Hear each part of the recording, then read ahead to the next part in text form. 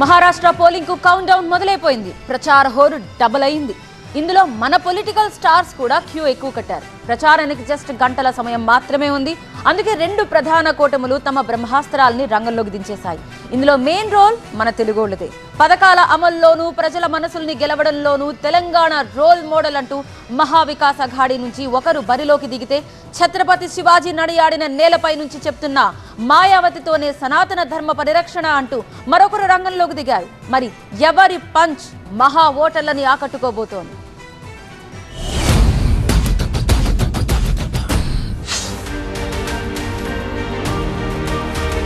మహారాష్ట్రలో last punch మహా కిక్కిస్తోంది.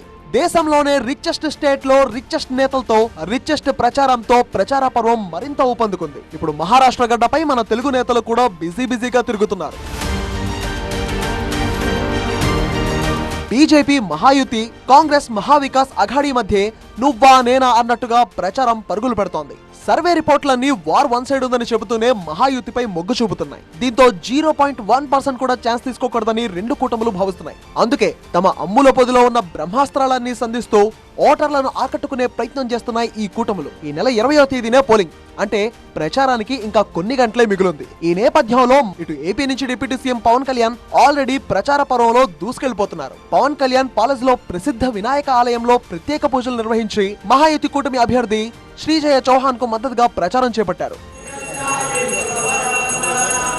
NDA అభ్యర్థులకు మద్దతుగా పవన్ కళ్యాణ్ 5 సభల్లో 2 చోట్ల రోడ్ షోలో పాల్గొంటారు. డెగ్లూరులో శివసేన అభ్యర్థికి మద్దతుగా ప్రచారం చేశారు పవన్ కళ్యాణ్. జనసేన రాజకీయ సిద్ధాంతాలను శివసేన నుంచే తీసుకున్నామన్నారు పవన్. శివసేన, జనసేన రెండు పార్టీలు సనాతనాన్ని పరిరక్షిస్తున్నాయన్నారు. బాలాసాహెబ్ ఠాక్రే నుంచి తాను ఎన్నో విషయాలు నేర్చుకున్నా అన్నారు పవన్ కళ్యాణ్.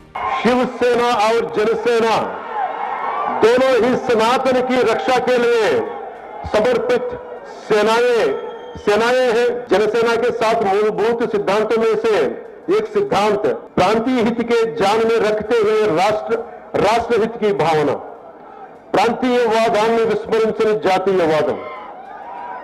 ఇది శివసేన అధినాయకుడు హిందూ హృదయ సామ్రాట్ బాలాసాహెబ్ ఠాక్రే నుంచి నేర్చుకున్నాడు. సనాతన ధర్మంపై పవన్ కళ్యాణ్ ఇచ్చిన స్పీచ్ ఇది. ప్రస్తుతం పవన్ కళ్యాణ్ తెలుగులోనూ అటు హిందీలోనూ ప్రచారం చేస్తున్నారు. ఎక్కువగా తెలుగు వారున్న ప్రాంతాల్లో పవన్ కళ్యాణ్ ను బరిలో దించింది బీజేపీ.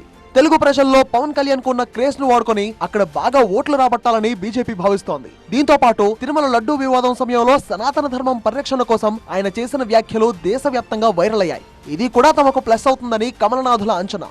ఇక పవన్ కళ్యాణ్ తో పాటు ఏపీ సీఎం చంద్రబాబు కూడా మహారాష్ట్ర ఎన్నికల్లో పాల్గొనాల్సి ఉండగా చివరి నిమిషంలో రద్దు చేసుకున్నారు.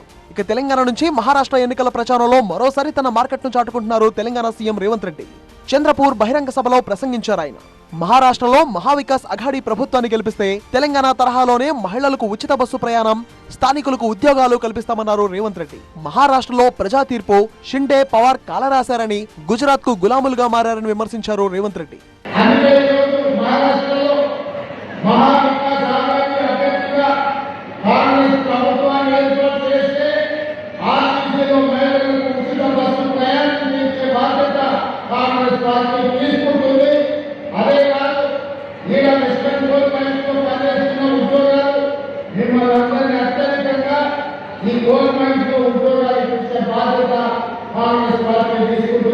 మహారాష్ట్రలో 2 రోజుల ప్రచారంలో భాగంగా రాజురా, డిగ్రాస్, వార్దాలో రోడ్ షోలో పాల్గొంటారు సీఎం రేవంత్ రెడ్డి. అయితే చంద్రగిరి సభకు వెళ్తున్న క్రమంలో సీఎం రేవంత్ రెడ్డి వాహనాన్ని పోలీసులు తనిఖీ చేశారు.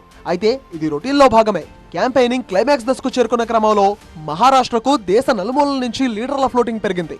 అవాంఛనీయ ఘటనలకు తావు లేకుండా ఈసీ ఆదేశాల మేరకు భద్రతను పెంచడం సహా విస్తృతంగా తనిఖీలు నిర్వహిస్తున్నారు అధికారులు.